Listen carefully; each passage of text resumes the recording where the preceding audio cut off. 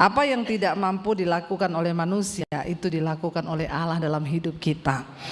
Orang yang akan diberkati Tuhan di tahun 2024, mereka yang menghormati Tuhan dan yang mengandalkan Tuhan. Saudara, di dalam Alkitab banyak diceritakan kisah-kisah hidup orang, dan mereka yang namanya tercatat di dalam Alkitab itu bukan orang sembarangan. Alkitab berkata memang Tuhan baik dan kasih-Nya itu tidak pernah pandang bulu. Tuhan menurunkan hujan bagi orang jahat, Dia juga menurunkan hujan bagi orang baik. Tuhan membuat matahari terbit bagi orang jahat, matahari juga terbit bagi orang baik. Tapi saya percaya kita tidak mau menjadi Kristen yang hanya mau menikmati matahari dan hujan saja seperti banyak orang lainnya, amin. Kita harus mengalami janji Tuhan. Kita harus mengalami berkat Tuhan. Tolong disambung loh kata-kata saya, saudara. Saya ini udah khotbah 7 kali loh. Saudara cuma saya suruh sambung berkat. Nyambung aja kagak mau, bagaimana mau diberkati? Hello. Kalau dengar firman yang kira-kira itu yes, langsung ngomong amin. Respon saudara terhadap firman Tuhan menentukan kapasitas berkatmu di dalam hidupmu. Katakan. Jadi saya enggak usah tanya ada amin. Amin lagi ke toilet. Saudara, kita belajar dari orang-orang di dalam Alkitab yang namanya tercatat bagaimana mereka membuat sebuah terobosan di dalam iman. Alkitab berkata begini, saudara, sia-sialah usaha orang membangun sesuatu jika itu bukan karena Tuhan. Sia-sialah orang yang bangun pagi-pagi dan duduk sampai larut malam, ya. Dia bekerja untuk mendapatkan roti, makan roti yang didapatinya dengan susah payah. Di dalam terjemahan bahasa Inggrisnya dikatakan dia makan roti penderitaan. Saudara kerja keras bangun subuh silahkan, sampai jauh malam silahkan. Engkau makan roti, yes, bisa dapat uang, bisa dapat kekayaan. Tapi itu namanya roti penderitaan. Makanya Alkitab berkata itu diberikan Tuhan kepada orang yang dikenannya pada waktu dia tidur. Tapi bukan berarti saudara disuruh tidur terus. Namun orang benar tidur pun diberkati, apalagi kerja semakin orang yang mengandalkan Tuhan tidak akan pernah ditinggalkan Tuhan. Ya, saya tidak mau makan roti penderitaan, saudara. Makanya ada orang konseling, Bu Debbie, saya ini nggak tahu kenapa saya kerja Bu, malam jadi siang, siang jadi malam. Saya bilang, kamu tinggalnya salah benua. Kalau pagi jadi siang, siang jadi malam, ya tinggal di Amerika sekalian toh. Biar benar pertukaran waktunya kan 24 jam. Saya Bu, kepala jadi kaki, kaki jadi kepala.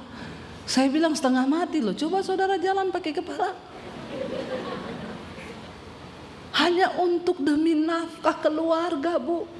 Saya banting tulang siang dan malam. Tulang dibanting-banting, saudara. Bayangkan loh, kita tulang aja ya ketutuk siti loh, sakit enggak? Apalagi kalau tulang di patah enggak? Begitulah gambaran orang yang bekerja banting tulang tanpa mengandalkan Tuhan. Kau dapat roti, dapat. Mungkin rotimu banyak kau dapat, tapi itu namanya roti penderitaan. Jadi rotinya banyak, keluarganya hancur, rumah tangganya ribut terus. Ada di sini yang tiap hari ribut terus? Jangan angkat tangan. Jangan. Nanti Pak Sem datangi saudara, dibawa di kolam baptisan, dicemplungi 20 menit ya Pak. Biar buka mata langsung di rumah Bapa di surga. Toh? Saudara, tapi orang yang mengandalkan Tuhan disertai diberkati Tuhan. Salah satu kisah di dalam Alkitab yaitu seorang raja yang bernama Hizkia. Apa yang saudara tahu dari kisahnya Raja Hizkia? Angkat tangan. Yang tahu dapat sepeda di bawah. Siapa yang tahu Raja Hizkia itu? Yang lulus sekolah minggu berapa banyak? Yang enggak tahu perlu sekolah minggu lagi kayaknya ini Pak Gembala ya. Ayo, Raja Hizkia itu cerita yang sangat luar biasa loh. Apa Bu? Oh, diberi umur panjang. Bonus umur 15 tahun. Waktu dia sakit, dia berdoa, langsung saat itu dijawab Tuhan. Disembuhkan, diperpanjang umur. Kita sudah berdoa 10 tahun ini Ibu, saya berdoa 30 tahun Ibu, tidak dijawab-jawab. Hizkia berdoa saat itu dijawab. Amin. Saudara mau nggak berdoa saat ini dijawab? Diberi Tuhan kepada orang yang dikenannya. Loh, saya kadang belum berdoa loh, baru timbul di hati loh. Baru timbul di hati ini. Ya, saya kemarin tanggal 5 peresmian sekolah misi Alkitab saya di Bandungan. Tepuk tangan dong buat Tuhan. Saya tidak jalankan proposal, semua karena Tuhan. Ya, saudara, apa yang kami butuhkan? Saya belum ngomong, belum doa, belum. Baru ngomong suami saya, udah mau peresmian, ndak ada furniture loh di sekolah. Iya ya, ntar aja nanti kita carilah yang murah-murah aja. Langsung WA masuk, ting, shalom Ibu, saya punya pabrik furniture, saya disuruh Tuhan hubungi Ibu. Apa yang Ibu butuhkan untuk sekolah misi Ibu, semua akan saya penuhi. Wow ndak? Wow. Bukan wow lagi, wow. Saya khotbah yang ke-7 ini kok semakin semangat ya Bu? Kalau sampai jam 10 mau ya? Anda puas, saya lemes. Mau. Iya loh, orang dikenan Tuhan tuh enak saudara. Apa yang dia pengen Tuhan bilang loh. Ya, keinginan hatinya tuh dipenuhi Tuhan. Saya pernah diundang pelayanan saudara. Saya ini nggak pernah tentukan tiket pesawatnya apa, hotelnya apa, nggak pernah. Ibu mau naik pesawat apa? Batik aja yang murah. Ibu hotelnya apa? Yang penting hotelnya ya nyaman lah. Saya diundang ke Morowali, masuk hotel airnya coklat. Mau sikat gigi, buka wastafel, suami saya bilang, "Say, coklat loh airnya." Maklum, sumber airnya langsung dari sungai. Jadi kalau hujan jadi kopi susu itu air. Jadi sikat gigi pakai aqua saja, lah mandi keramas pakai itu yang coklat. Nggak apa-apa Tuhan kuduskan. Saya nggak pernah meminta hotel yang seperti apa. Tiba-tiba diundang ke satu pelayanan. Saya tanya sama suami, hotelnya apa ya? Hotel ini loh. Saya nggak pernah dengar nama hotel itu. Jadi saya bilang sama suami saya, mungkin karena hotel ini di atas bintang 5, berarti bintang 7. Puyeng dong ya. Itu kan obat sakit kepala toh. Tapi ya sudah, enggak apa-apa. Lihat di Google. Oh bagus, kata suami saya. Bagus hotelnya. Oh iya. Kami datang, waktu masuk saya lihat kayaknya ini hotel tua. Begitu masuk, buka pintu lobi, baunya itu apek. Saudara tahu nggak bau apek? Orang Jawa bilang bau apa ya? Bau apek gitu, lembab, bau jamur, bau yang sudah lama begitu ya. Saya lihat sekeliling, saya bilang sama suami saya, nggak ada orang, cuma kita berdua. Bahkan room boy saya nggak lihat, resepsionisnya 1 orang. Ini hotel tua, saya nggak ada orang, kita tok. Nggak apa-apa, diam aja ya sudah, kami bayar. Kami datang di lobi gini-gini, dibawa lah naik saudara. Sampai di atas buka kamar, karpetnya karpet jadul, semuanya tua. Terus waktu saya lihat bed covernya warnanya kuning, bukan karena memang warna krem, tapi putih yang sudah menuju ke kuning karena kelamaan. Bukan hanya itu spraynya sudah sobek-sobek, bed covernya sudah sobek kayak dimakan rayap. Waktu buka bed covernya mau tidur, kutu busuk banyak. Saya bilang sama suami, aku ndak bisa tidur di hotel ini. Pertama, kayaknya seluruh hotel cuma kita tamunya. Kau lihat ke bawah itu kolam renang, ndak ada orang satupun. Suami saya bilang, oh ini ndak ada orang. Agak-agak singgup bagaimana itu hotel. Saya bilang yang kedua, kenapa saya ndak mau tidur sini? Banyak kutu busuk yang ada. Kita nggak jadi pelayanan, garuk-garuk semua ini, bentol-bentol digigit kutu busuk. Saya bersin-bersin itu bau karpet yang sudah apa. Saya bilang sama suami, kita pindah hotel. Suami saya bilang, oh tapi gimana ya, oh tidak enak juga, ntar dipikir kita ini pendeta minta-minta pindah hotel. Gini aja kita cari hotel dekat sini, di sekitar situ banyak hotel. Hotel-hotel yang ada nama, harganya sama, bukan soal mahal. Tapi kan hotel yang hidup, ini kan hotel mati, tidak ada orang. Loh tidak ada orang saudara. Akhirnya saya bilang sama suami saya, ya sudah kita cari aja yuk hotel lain. Nggak usah ngomong ke panitianya.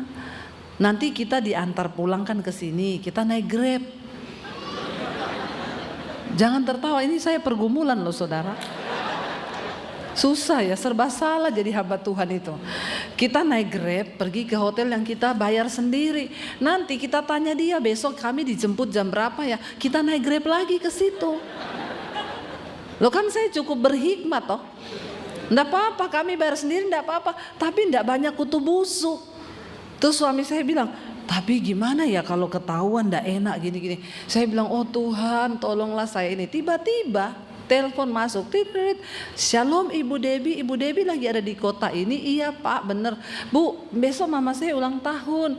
Ibu, jadi keluarga kami ini semua ngumpul di sini di hotel ini. Ibu tinggal di hotel mana? Saya tinggal di hotel ini Pak. Astaga, kok Ibu ditidurkan di situ? Kenapa Pak? Itu hotel panas Bu. Maksudnya? Ya pokoknya itu hotel panas. Saya bookingin Ibu sekarang juga hotel. Nggak tanggung-tanggung, bintang 5. Ini kan bintang 7. Nggak usah tepuk tangan, emang enak. Saudara, saya bookingin Ibu hotel di hotel kami. Sekarang dia foto cekrek kuncinya. Ini ya Bu, nomor kamarnya Ibu pindah supaya kami juga bisa ngobrol satu keluarga. Besok kita berdoa buat mama saya. Jadi puji Tuhan, saya kan jadi ada alasan sama orang yang undang. Saya bacain aja chattingannya. Tapi yang ada, aduh Ibu kok di situ, enggak saya kasih baca. Saya hapus. Saudara, itu saya lihat Tuhan bekerja loh. Iya enggak? Saya tuh bingung mau bagaimana ya Tuhan. Niat saya ini bukan pilih-pilih hotel, bukan.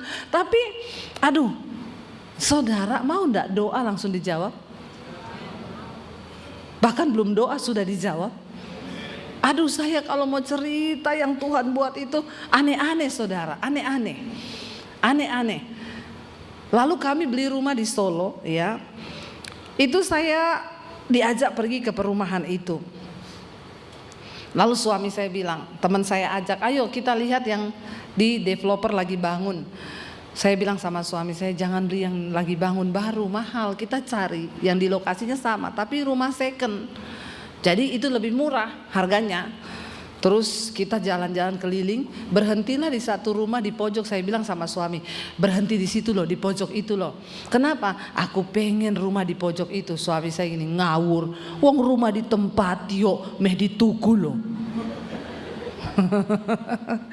Saya bilang saya mau yang itu, soalnya itu di pojok. Ngawur loh, itu enek wongnya tinggal gitu. Wong ini orang tinggal loh, ndak ditulis dijual loh, main dibeli. Tapi aku mau bilang sama Tuhan, aku mau yang itu. Dia cuma ngawur, yuk cari yang lain sih. Balik lagi kita bulan depan ke lokasi yang sama. Diajak teman saya lihat, ada yang dijual di sana Bu. Saya bilang, saya lewat lagi yang rumah pojok itu. Ngawur loh, wong ndak dijual loh, lewat tuh aja lewat. Aku mau minta sama Tuhan, lewat lagi dia, Tuhan aku mau yang ini Tuhan. Ya, akhirnya suami saya, wong ndak dijual, ini wong nempati yuk. Coba nek kowe lagi tinggal terus wong lewat rumahmu mau dituku piye? Yo karepe aku minta, oh sama Tuhan kan boleh. Bulan depannya lagi kita nggak serak semua yang ditawarin. Saya bilang sama suami saya, kita lihat lagi ini yang ditawarin. Tapi mampir meneh di rumah pojok itu. Aku minta sama Tuhan, balik kita saudara, sudah lihat ndak serak. Putar-putar masuk lebih dalam lagi ke rumah pojok itu. Suami saya bilang, lawang rumah ditempati di tuku, kita lewat ditulisi dijual.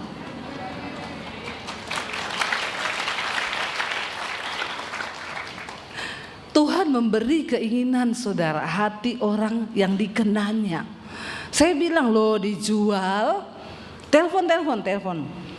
Mbak, itu dijual ya? Iya betul, orangnya lagi butuh uang karena terlilit utang di bank.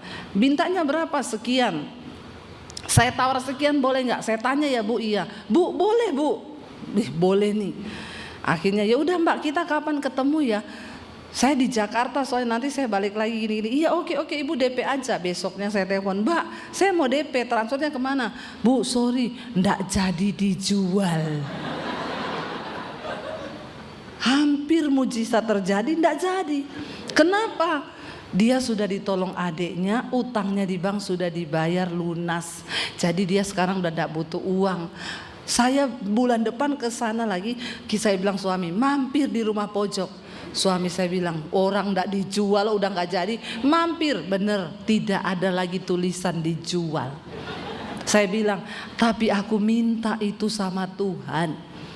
Kami bolak-balik berbulan-bulan lihat saudara, tidak ada yang seret. Akhirnya saya tanya sama security, Mas tahu yang punya rumah di pojok itu dijual toh? Dulu Bu, sekarang sudah tidak. Aku minta nomor pemiliknya. Usaha saudara. Saya dikasih nomor pemiliknya, saya WA.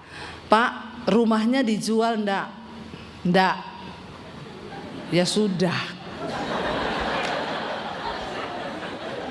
Tapi saya bilang sama suami saya, tapi aku udah minta lo itu sama Tuhan. Lawang enggak jadi dijual lo gini. Aku minta sama Tuhan. Sudah, akhirnya kita pulang ke Jakarta. Nggak lama kemudian bapaknya bilang, Bu serius nggak? Saya bilang ini bukan cuma serius Pak, 2 rius saya. Jadi gimana, harganya berapa? Sekian. Tinggi banget sama yang ditawari pertama. Dia ternyata sengaja saudara, karena dia tahu ada orang yang tanya, Pak ketinggian Pak. Ya sudah, kalau ibu nggak mau, wong saya nggak butuh uang. Oh ya udah. Tapi saya bilang, Tuhan aku minta. Saya tawar dia nggak mau turun, saya tawar dia nggak mau turun. Ya sudah, berbulan-bulan saya biarkan. Satu kali kami lagi perjalanan ke Solo naik mobil, saya bilang sama suami saya, kalau bapaknya itu minta sekian, dia turunin sedikit aja di tengah-tengah, saya mau tak bayar rumah itu. Tiba-tiba lagi di jalan, abis saya ngomong gitu, HP saya bunyi, ting. Saya lihat, bapak yang punya rumah, Bu mau nggak sekian? Pak, siang ini kita ketemu di notaris. Sekarang rumah itu jadi milik saya. Saudara, Tuhan itu ya benar ada, Tuhan nyata. Tapi asal kita mau hidup berkenan kepada Dia. Coba kita baca bersama. Buka 2 Raja-Raja pasal yang ke-18 ayat yang pertama. 2 Raja-Raja 18 ayat yang pertama, ini tentang kisah Raja Hizkia saudara. Hizkia itu berdoa minta supaya dia disembuhkan dan diberi umur panjang. Tuhan tambah, dikasih bonus ya. 2 Raja-Raja 18 ayat yang pertama, baca bersama 1, 2, 3. Ya, maka dikatakan di sana apa? Dalam tahun ketiga zaman Hosea bin Ela raja Israel, Hizkia anak Ahaz raja Yehuda menjadi raja. Ia berumur 25 tahun pada waktu ia menjadi raja, dan 29 tahun lamanya ia memerintah di Yerusalem. Nama ibunya ialah Abi, anak Zakaria. 3, ia melakukan apa yang benar di mata Tuhan, tepat seperti yang dilakukan Daud bapa leluhurnya. Dialah yang menjauhkan bukit-bukit pengorbanan dan yang meremukkan tugu-tugu berhala, yang menebang tiang-tiang berhala dan yang menghancurkan ular tembaga yang dibuat Musa.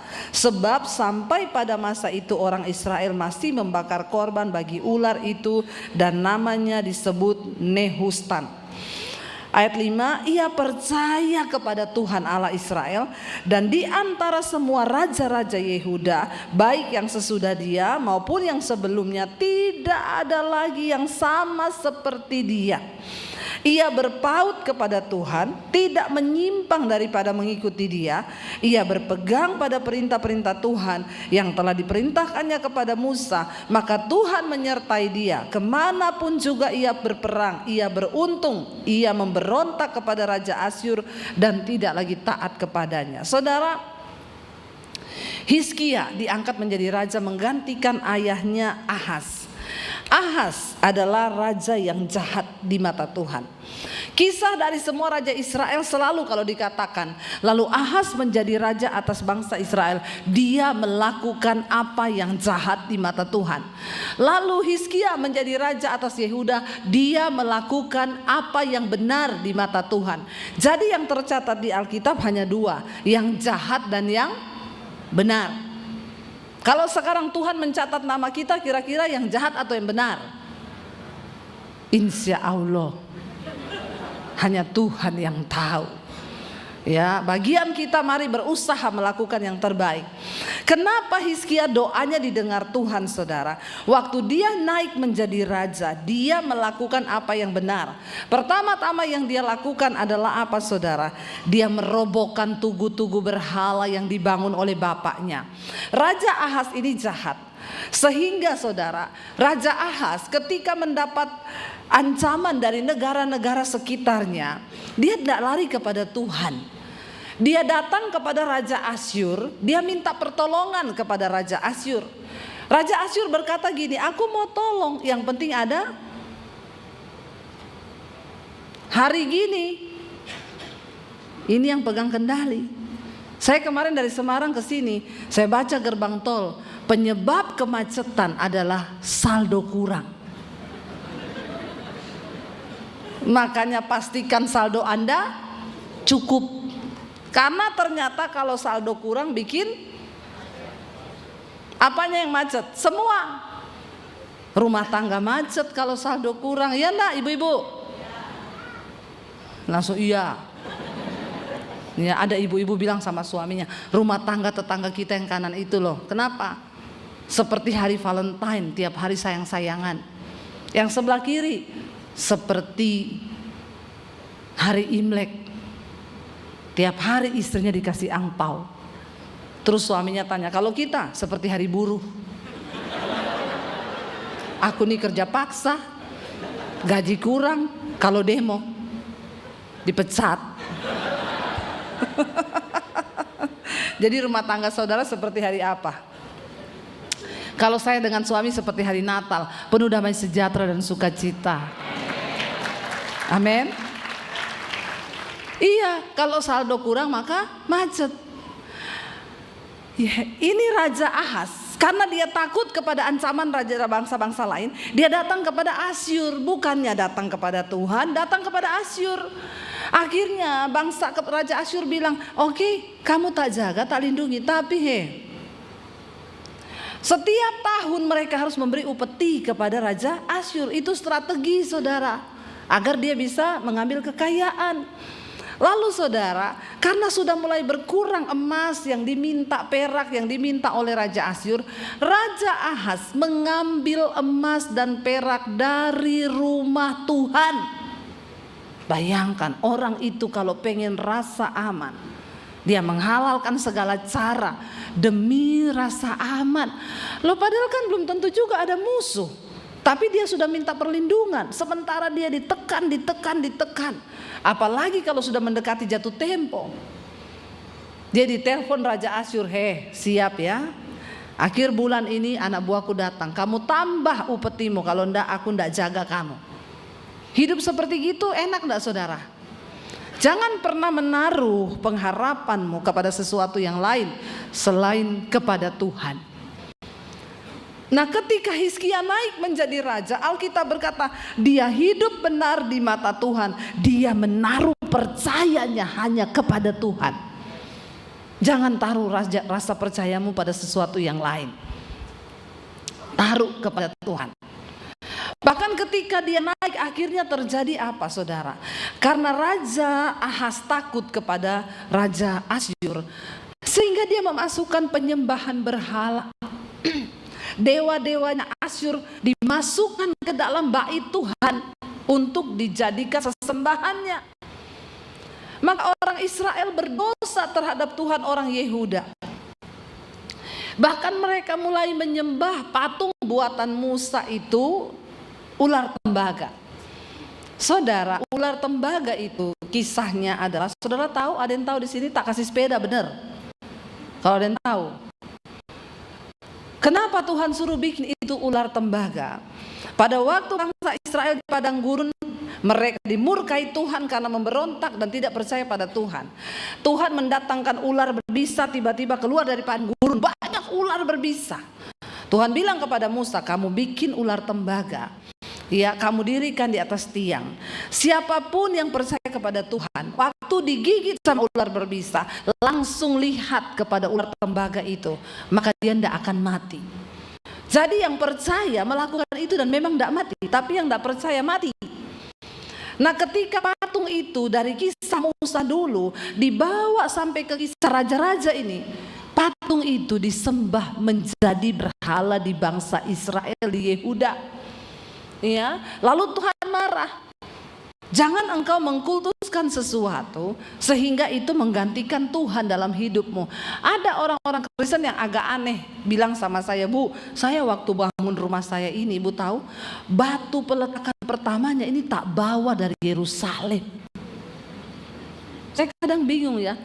Terus kenapa ya Pak kalau batunya dari Yerusalem? Diberkati, Bu. Saya bilang, terus gue harus bilang wow gitu. Biar kau bawa batu 1 kontainer dari Israel buat bangun rumahmu, kalau kau tidak bertobat, tidak tunduk kepada kebenaran, tidak hidup bertobat dalam kekudusan, tidak mungkin hidupmu diberkati Tuhan. Jangan mengkultuskan sesuatu. Saya di Israel dibawa ke toko perhiasan, Bu. Saya bawa ke toko, ini beda dari yang lain. Cincin batu aki. Berapa ini? 100 juta. Di Indonesia gratis. Banyak batu aki lebih bagus lagi. Beda, Bu. Kenapa beda? Batunya dari ruang Maha Kudus. Batu dari ruang Maha Kudus, saya yakin kalau saudara pakai tanganmu gerak sendiri. Bukan apa-apa, 100 juta soalnya. Jangan mengkultuskan sesuatu. Kau taruh salib besar di rumahmu. Saya tanya, kenapa kau taruh salib? Biar setan masuk takut, Bu, sama salibnya. Anak kecil dikasih Alkitab sama gunting. Ini adalah hal-hal yang Tuhan benci, saudara. Engkau mengkultuskan sesuatu, bukan lagi imanmu kepada Tuhan. Lalu Hizkia merobohkan semua itu. Lalu dia mulai membawa bangsa Israel untuk berseru kepada Tuhan. Buka bersama 2 Raja-Raja pasal yang ke-19, saudara.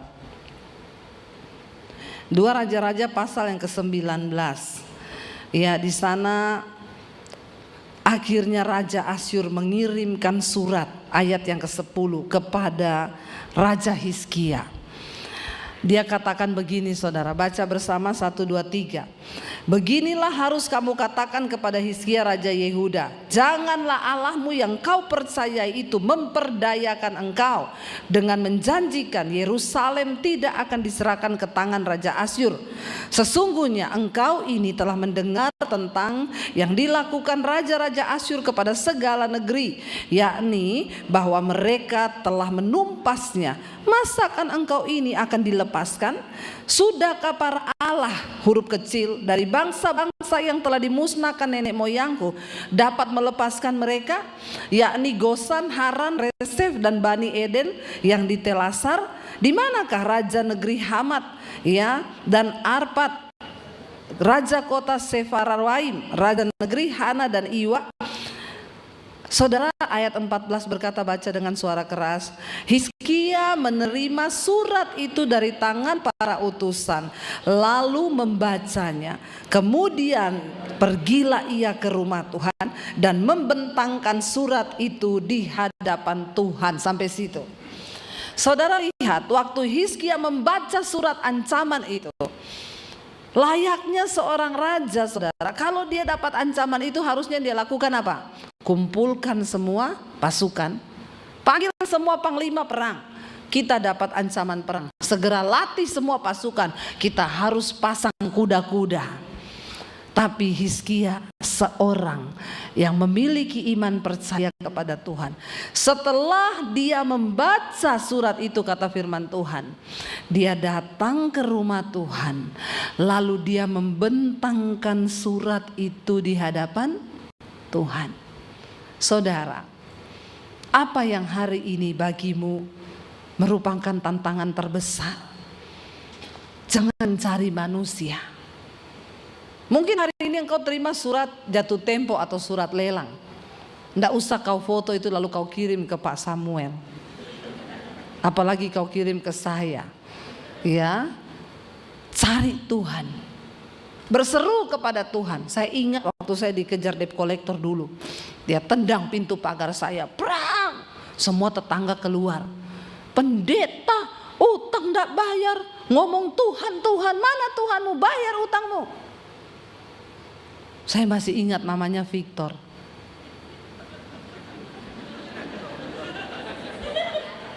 Dia juga orang Kristen. Saya bilang, saya ini utang bukan niat tidak bayar loh. Saya mau bayar, tapi memang keadaannya saya lagi tidak bisa bayar. Saya bilang, kamu tuh bertobat. Jangan kerja jadi debt collector yang tendang-tendang pagar orang, mengancam orang. Mbok ibu kasih saya kerjaan. Saya bilang, orang seutang saya nggak bisa saya bayar, apalagi gaji buat kamu. Tapi hari ini saya mau bilang, dimanapun Victor kau berada,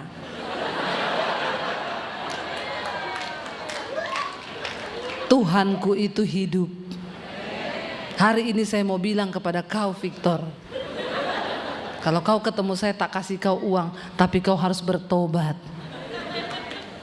Iya saudara, ya, saya pernah mengalami. Akhirnya saya dan suami, saya tidak telepon mertua, saya tidak telepon ipar saya tidak telepon teman saya orang kaya. Kami menghitung semua utang-utang kami. Saya bilang sama suami saya, ini waktunya kita minta Tuhan ikut bekerja. Mungkin selama ini kita tidak pernah minta Tuhan bekerja, karena ini di luar batas kemampuan kita. Dan memang apapun, tidak ada kekuatan apa-apa dari manusia. Bahkan napas ini loh, dari Tuhan, tidak boleh sombong, amin. Akhirnya kami membentangkan, kami hitung utang kami total 80 juta. Ini 13 tahun lalu. Secara manusia tidak ada uang 80, jangankan 80 juta, yang 10 juta si Victor datang aja saya tidak bisa bayar. Apalagi di total semuanya. Kami bentangkan itu di hadapan Tuhan. Kami berdoa, Tuhan, kami minta Tuhan campur tangan. Campur tangan Tuhan. Engkau tahu niat kami bukan tidak mau bayar. 2 hari kemudian ada ibu-ibu WA saya, Bu Debbie, saya pengen ketemu ibu. Bisa nggak kita ketemu di mall ini? Waktu itu saya belum YouTuber loh. Ya. Oh iya bisa Bu, ada apa ya Bu? Saya tidak tahu keadaan ibu, tapi Tuhan suruh saya berkati ibu 100 juta. Kok enggak wow ya? Biasa aja ya. Wow dong. Di saat benar-benar enggak bisa loh, 80 juta utang saya dikasih 100 juta loh. Saya bayar semua, masih sisa 20 juta. Beberapa waktu lalu kami sekarang diberkati Tuhan. Tuhan ingatkan, balikin uang itu ke orang yang pernah kasih. Yakin Tuhan? Yakin. Saya temui ibu itu, Bu, saya mau kembalikan uang 100 juta yang pernah dulu ibu kasih. Loh Bu Debbie, itu kan saya enggak pinjemin. Memang ibu enggak pinjamkan, tapi Tuhan suruh saya kembalikan. Dia bilang, memang Bu, keadaan usaha kami memang sekarang lagi sepi, tapi saya tidak mau terima uang yang ibu balikin. Gini aja, saya paksa dia, gini aja, kalau ibu mau kembalikan, saya punya yayasan, yang itu saya kasih makan orang susah Bu. Kalau ibu mau transfer aja, tapi tolong Bu, 50 juta aja, jangan 100, supaya saya tetap ada upahnya di hadapan Tuhan. Ya udah, akhirnya saya transfer 50 juta. Makanya Victor,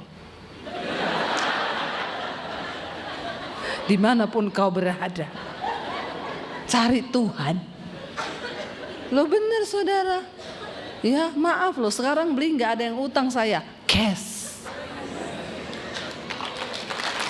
Jadi saya nggak ada lagi hubungan dengan debt collector. Dia sanggup membalikan keadaan semudah hanya membalik telapak tangan waktu kita taruh iman. Jangan cari penggadean. Menyelesaikan masalah tanpa masalah. Padahal bikin, yang member pasti tahu. Telat tak bayar, barangmu hilang. Saudara, Hizkia itu tahu. Ya, dia bentangkan surat itu di hadapan Tuhan. Lalu kita lihat dia berdoa, dia bilang apa? Ayat 15. Hizkia berdoa di hadapan Tuhan dan dengan berkata, ya Tuhan Allah Israel yang bertahta di atas kerubim, hanya Engkau sendirilah Allah segala kerajaan di bumi. Engkaulah yang menjadikan langit dan bumi. Sendengkanlah telingamu ya Tuhan, dan dengarlah, bukalah matamu ya Tuhan, dan lihatlah, dengarlah perkataan Sanherib yang telah dikirimnya untuk mengaibkan Allah yang hidup. Dia membuat aib nama Tuhan. Dia pikir Tuhan itu mati. Ayat 17, ya Tuhan, Hizkia berdoa ini sambil menangis pasti, karena dia ketakutan juga. Dia bilang, ya Tuhan, memang raja-raja Asyur itu telah memusnahkan bangsa-bangsa dan negeri-negeri mereka, dan menaruh para Allah mereka ke dalam api, sebab mereka memang bukan Allah, hanya buatan tangan manusia, kayu dan batu. Sebab itu dapat dibinasakan orang. Ayat 19, Hizkia berkata, maka sekarang ya Tuhan Allah kami, selamatkanlah kiranya kami dari tangannya, supaya apa? Segala kerajaan di bumi mengetahui bahwa hanya Engkau sendirilah Allah, ya Tuhan. 20. Lalu Yesaya bin Amos menyuruh orang kepada Hizkia mengatakan, beginilah firman Tuhan Allah Israel. Ya, dia bilang, apa yang telah kau doakan kepadaku? Ya, dia bilang apa saudara? Aku telah mendengarnya, ya.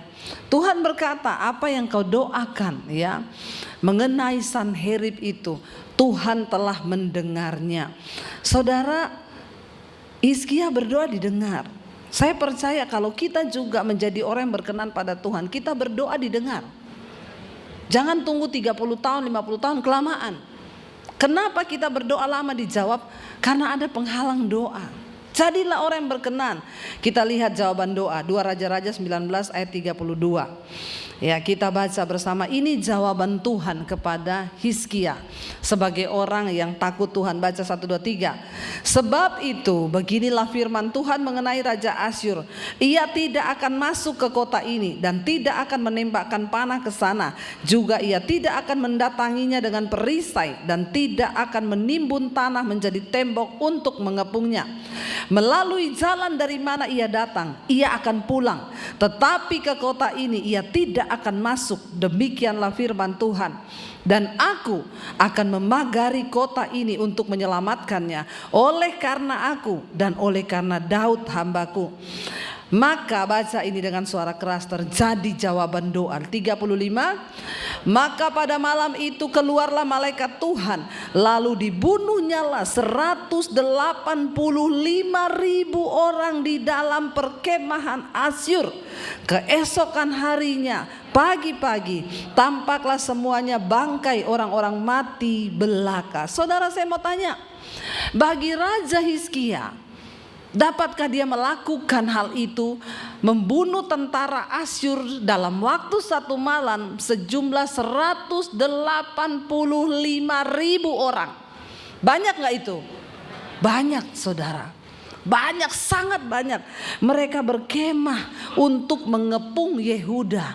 Tuhan bilang mereka tidak akan masuk. Dan malaikat turun. Saudara percaya ada pertolongan yang supranatural, ada mujizat yang supranatural yang bisa terjadi bagi anak-anak Tuhan yang hidupnya berkenan kepada Tuhan. Kejar perkenanan Tuhan tahun 2024 ini. Maka waktu kau doa, belum doa dijawab, belum doa dijawab. Kita percaya kita punya Tuhan yang hidup. Dan pada akhirnya saudara dikatakan ayat yang ke-36. Sebab itu berangkatlah Sanherib Raja Asyur dan pulang. Dia lihat semua pasukannya mati. Lalu tinggallah ia di Niniwe. 37. Pada suatu kali ketika ia sujud menyembah di kuil Nisroch Allahnya, maka Adramelek dan Sareser anak-anaknya membunuh dia dengan pedang. Dan mereka meloloskan diri ke tanah Ararat. Kemudian Esarhadon anaknya menjadi raja menggantikan dia. Saudara lihat akhir hidupnya.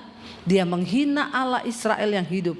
Dia dibunuh ketika lagi berdoa di depan Allah huruf kecil dewanya. Dan Tuhan perlihatkan bahwa sesungguhnya Allahmu yang tidak bisa bikin apa-apa terhadap kau. Saudara, tidak ada perkara yang mustahil bagi Tuhan. Waktu kita sungguh-sungguh percaya kepada Tuhan, Tuhan itu sanggup melakukan segala perkara. Amin saudara.